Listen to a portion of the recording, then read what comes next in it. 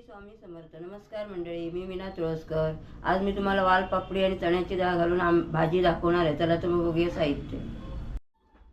ही बघा, ही वालपापडी आहे. मी अशी मोडून ठेवली आहे. बघा, ही तुम्हाला दाखवण्यासाठी मी ठेवली आहे.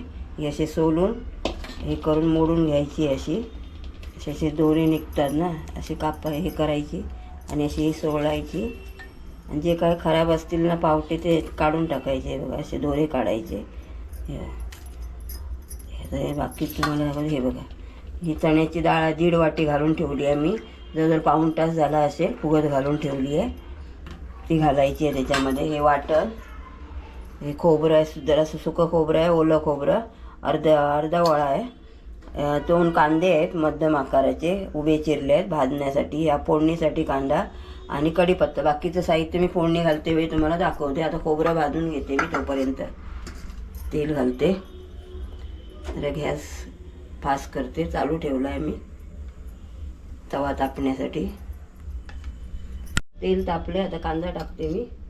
कांदा चांगला भाजून घ्यायचा लालसर होईपर्यंत आणि नंतर मग खोबरं घालायचं. हे आम्ही वाटण घालतो असं भाजलेलं. ढवळून घेते.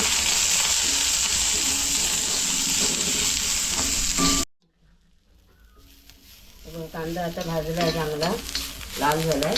आता खोबरं घालते. खोबरं पण असंच भाजायचं आहे आपल्याला. तुम्हाला खोबरं जेवढं पाहिजे ना तेवढं तुम्ही घेऊ शकता. जेवढं आपले माणसं असतील तेवढं, अर्धा वळा 1 वळा.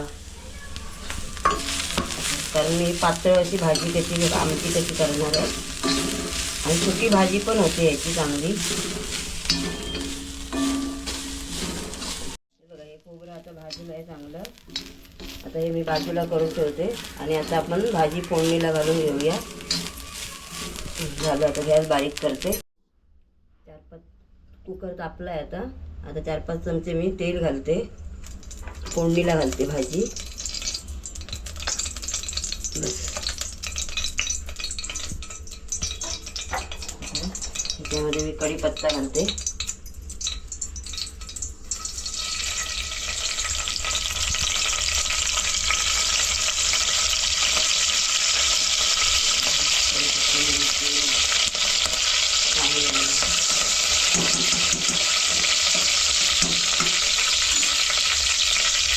आता हिंग घालते 1.5 चमचा.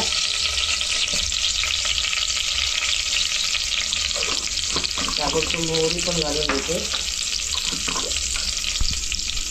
अर्धा चमचा मोहरी. जिरं अर्धा चमचा.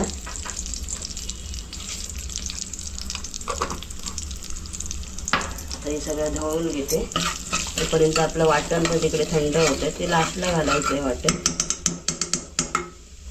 आता कांदा घालून घेते.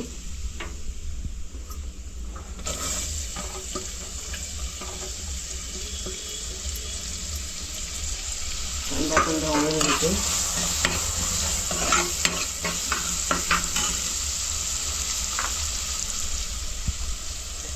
गरम मसाला टाकते. नुसता गरम मसाला आहे हा, थोडासा घातला मी, जास्त नाही, कारण मालवणी मसाला घालायचा आहे ना म्हणून. ते ढवळून घेते आणि थोडंसं आलं लसणाची पेस्ट पण घालते त्याच्यामध्ये.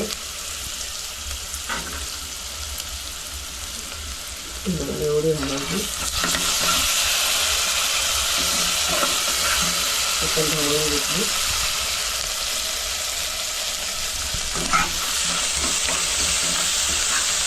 आता हे घालते मालवणी मसाला 1 चमचा घालते आणि थोडासा तिखट असेल. आता तो पण ढवळून घेते. गॅस जरा कमी करते मी, मसाला जरा परतते म्हणून. आता हळद टाकून घेते ताबडतोब अर्धा चमचा थोडीशी, म्हणजे अर्धा चमचा पण नाही, थोडी कमी.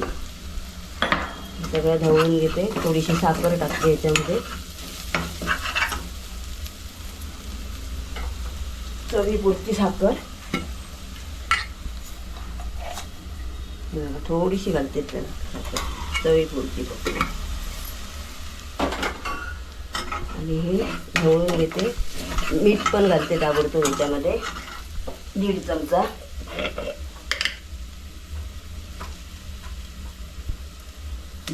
मीठ पाहिजे तर आपण नंतर घालू शकतो. तोपर्यंत 1.5 चमचा घातला. थोडा आणखी 1 चमचा तेल घालते. जरा कमी वाटतंय मला. 1 चमचा जरासा टाकला. याला या भाजीला जरा तेलच जास्त लागतं तर चांगली लागते. आता फास्ट केला गॅस. वाटण चांगलं जरा हे परतून घेते. आता चण्याची डाळ घालते. 2-3 वेळा धुवून घेतली आहे मी.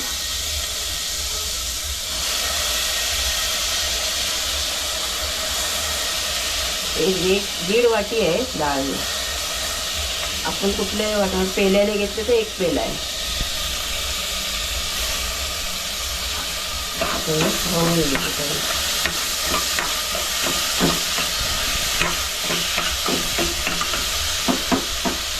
भाजी घालते थोडी.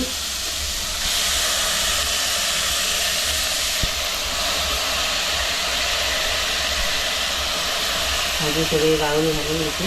धुवून ठेवलेली आधी, परत पाणी ओतलं मी. ढवळून घेते. पाणी सुटलं भाजीला. या पाणी मी अजून घातलेलं नाही आहे त्याच्यामध्ये. तरी आता 2 पेले मी घालणार आहे त्यात पाणी. हे वाटण नंतर लावून घेणार, कारण शिजायला पाहिजे चांगली. 4 शिट्या तरी मी घेणार आहे.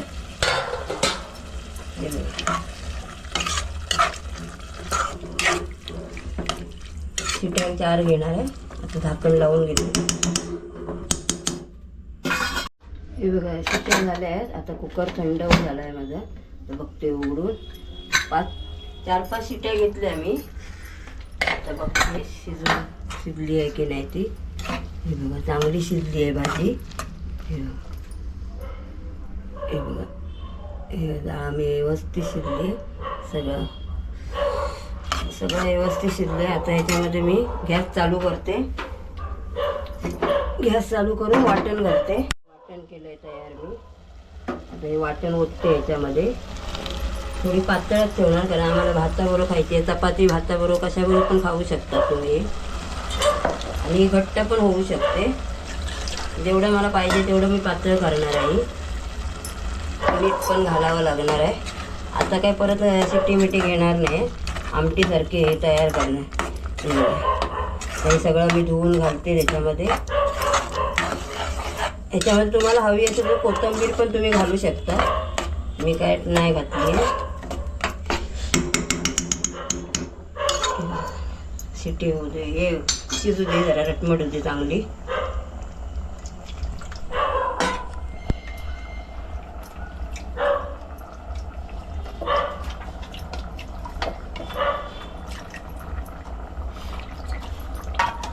सगळं धुवून घालते आता. हे